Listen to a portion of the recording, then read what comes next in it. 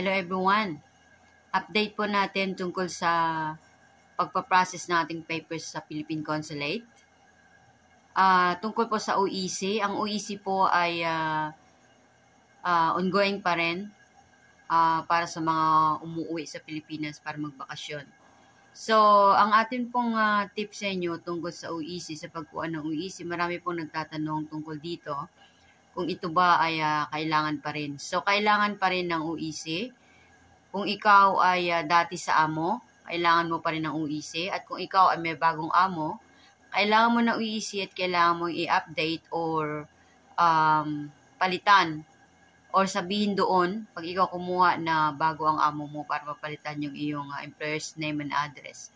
So, OEC, ang atin po masasabi sa lahat, pag kayo po ay kukuha ng OEC, uwi kayo ng Pilipinas bakasyon, make sure po na dito pa lang sa abroad, bago kayo umuwi ng Pilipinas, bago kayo mag-exit, make sure na dito kayo kukuha ng inyong OEC sa abroad, kung saan, sa inyong working site, kung sa Hong Kong man kayo, sa Saudi or Singapore. So, kumuha na kayo ng OEC sa working base nyo kung saan kayo nandoon. Dahil pag sa Pilipinas, mahirap, mahaba ang pila doon at may babayaran kayo. So, para dito sa mga hindi nakakaalam, ang atin pong OEC ay walang bayad. Dito lang tayo pupunta sa Philippine Consulate. So, mabilis lang.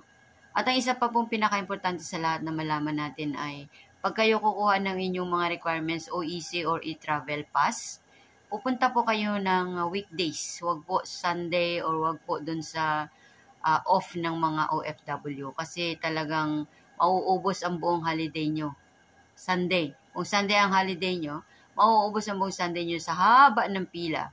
Kaya kung makakapagpaalam lang naman kayo sa mga amo nyo tungkol dito na lalabas lang kayo saglit or pwede nyo dalhin yung inyong mga alaga.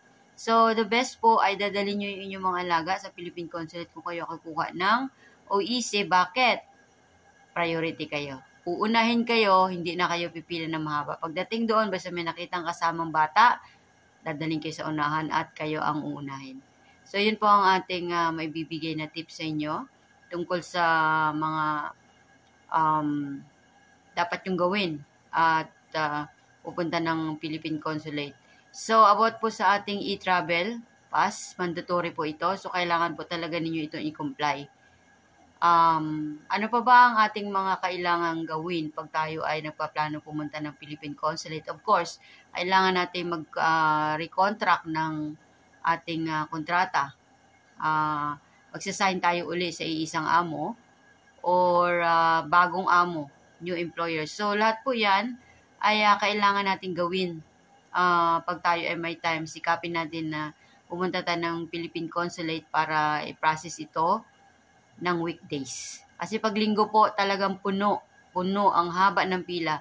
So, para hindi masayang ang inyong buong holiday ng Sunday, weekdays kayo pumunta, pwede kayo magpaalam sa amo nyo. Saglit lang, daling ko alaga ko, kung papayag siya, walang pasok sa school, then, mabilis lang. Para lang kayong nag-slide. Umakyat sa hagdan at nag-slide. Shoo! Tapos, hindi nyo na kailangan mag-spend ng whole day doon. Okay, so sa mga nakikinig at nanonood nitong aking video, kung meron kayong mga katanungan, feel free to ask question in the comments box tungkol sa pag-a-abroad, sa pag-a-apply ng trabaho sa abroad, kung paano ba, tungkol sa pagpaprocess ng papers sa Philippine Consulate. Just try to ask. Feel free to ask. At sa ngayong Kapaskuhan, marami nagbabakasyon. So, good luck sa lahat at sana ma-enjoy nyo ang inyong holiday season kasama ang inyong family. So, this is Jen Siklag. I'm thanking everyone for keep supporting my channel and always watching my videos and sharing, giving me likes, and please subscribe more. Share it to your family and you can try to open some of my videos. I got lots of videos, I got lots of contents in my channel, and hopefully we will see you again next vlog of mine. Thank you so much. Have a good night, everyone.